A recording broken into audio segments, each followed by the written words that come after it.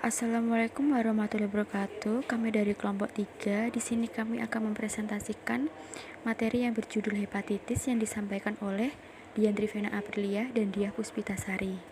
Yang pertama adalah definisi.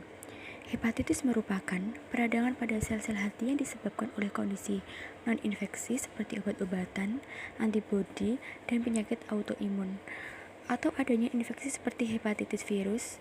Penyakit hati jarang terjadi pada wanita hamil. Apabila timbul, maka penyebabnya paling sering adalah hepatitis virus.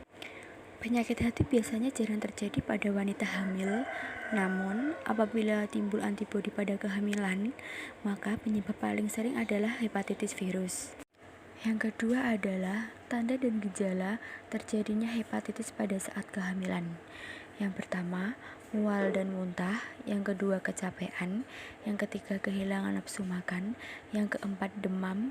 Yang kelima, sakit perut, terutama di sisi kanan atas lokasi hati berada. Yang keenam, sakit pada otot dan persendian. Yang ketujuh adalah jaundice atau penyakit kuning. Apabila kulit dan bagian mata yang menguning, masalahnya adalah gejala bisa mungkin tidak muncul selama berbulan-bulan atau bertahun-tahun setelah infeksi, atau mungkin tidak menunjukkan gejala sama sekali. Yang ketiga adalah dampak pada kehamilan. Infeksi hepatitis B bisa sembuh dalam beberapa minggu tanpa pengobatan. Ibu hamil yang sudah terbebas dari virus ini akan menjadi kebal dan tidak bisa terkena virus lagi. Dan jika sirosis hati dan masalah hati serius yang mengancam jiwa lainnya, kehamilan itu sendiri tidak akan mempercepat proses penyakit atau memburuknya, walaupun jika hati sudah terbebani dan terluka dengan sirosis, ini dapat meningkatkan resiko ibu hamil mengalami kelemahan hati. Selanjutnya adalah hepatitis virus pada kehamilan. Hepatitis virus dapat timbul pada ketiga trimester kehamilan dengan angka kejadian yang sama, tetapi Schindler dan Kessler mendapatkan angka di 9,5%. Hepatitis virus terjadi pada trimester 1, 32%, terjadi pada trimester 2, 58,5%, terjadi pada trimester 3. Selanjutnya adalah gambaran klinik. Penyakit ini biasanya memberikan keluhan demam, anoreksia, nyeri otot, gejala-gejala mirip flu-like syndrome, mual atau muntah, serta nyeri perut yang kemudian akan diikuti mata dan kulit berwarna kuning, serta buang air kecil akan berwarna kecoklatan. Selanjutnya adalah pemeriksaan laboratorium. Pada pemeriksaan laboratorium akan didapatkan gambaran kerusakan parenkim hati, bilirubin serum meningkat, demikian pula transaminase serum. Pemeriksaan laboratorium yang dilakukan dengan pemeriksaan antigen, HBsAg, HBeAg, antibodi hepatitis B, anti-HBs, anti-HBe, anti-HBc, IgM, anti-HBc, HBV, DNA, dan alanin aminotransferase ALT. Selanjutnya adalah pemeriksaan histopatologi. Pemeriksaan histopatologi menunjukkan nekrosis sel hati, sentrilobular, infiltrasi sel radang di segitiga portal, sedangkan kerangka retikulin masih baik. Selanjutnya adalah diagnosis. Diagnosis hepatitis virus pada kehamilan ditegakkan atas dasar gambaran klinik dan laboratorik yang cukup khas, serta pemeriksaan pertanda antibodi dari virus hepatitis. Selanjutnya adalah pengaruh hepatitis. Adanya defisiensi antibodi lipotropik disertai kebutuhan janin yang meningkat akan nutrisi menyebabkan penderita mudah jatuh dalam acute hepatic necrosis.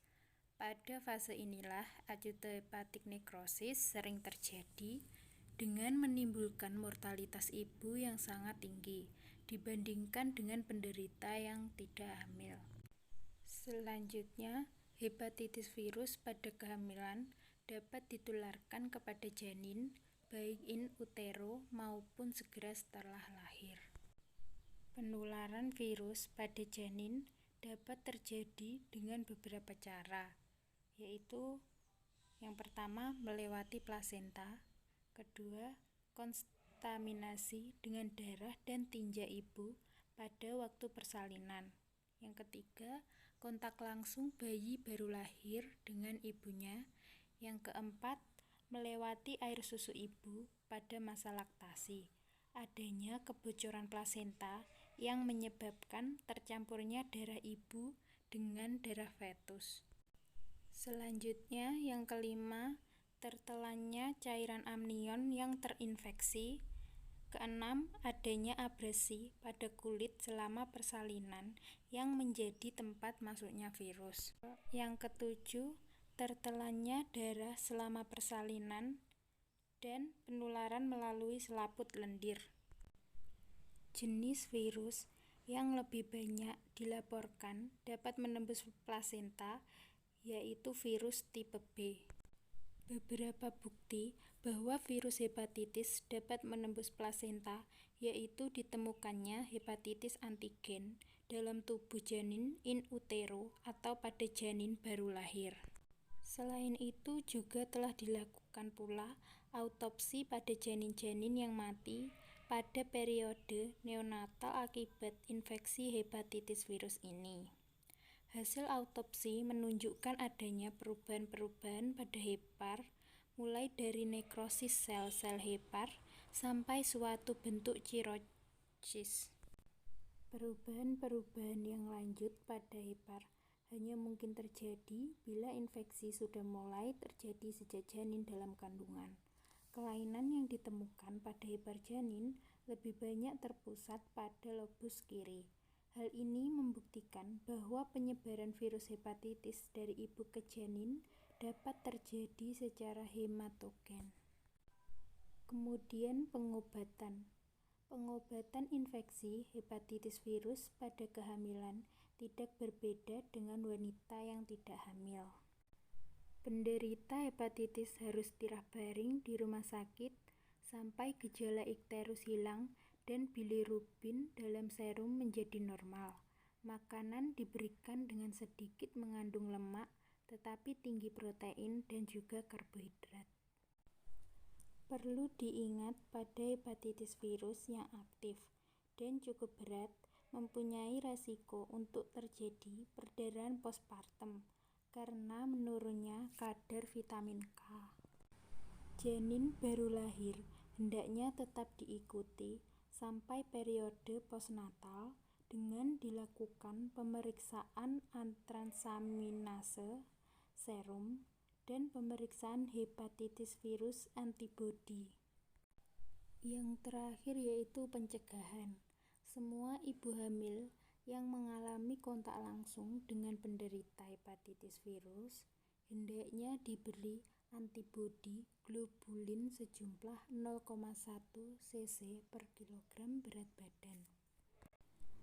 Selanjutnya, bayi baru lahir dari ibu penderita hepatitis virus B, imunisasi pasif dengan menggunakan imunoglobulin hepatitis B atau HBIG diberikan untuk mendapatkan antibodi secepatnya guna memerangi virus hepatitis B yang masuk, disusul dengan imunisasi aktif dengan memakai vaksin. HBIG ini diberikan selambat-lambatnya 24 jam pasca persalinan. Kemudian vaksin hepatitis B diberikan selambat-lambatnya 7 hari pasca persalinan.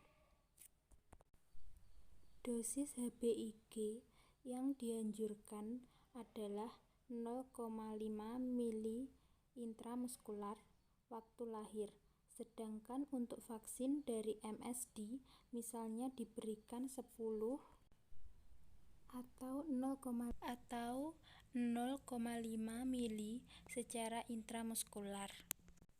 Selain itu, gizi ibu hamil hendaknya dipertahankan seoptimal mungkin, karena gizi yang buruk mempermudah penularan hepatitis virus. Untuk kehamilan berikutnya, hendaknya diberi jarak sekurang-kurangnya 6 bulan setelah persalinan, dengan syarat setelah 6 bulan tersebut, semua gejala dan pemeriksaan laboratorium telah kembali normal. Setelah persalinan, Pada penderita, hendaknya tetap dilakukan pemeriksaan laboratorium dalam waktu 2 bulan, 4 bulan, dan 6 bulan kemudian. Terima kasih. Sekian presentasi dari kami. Ada kurang lebihnya, kami meminta maaf. Wassalamualaikum warahmatullahi wabarakatuh.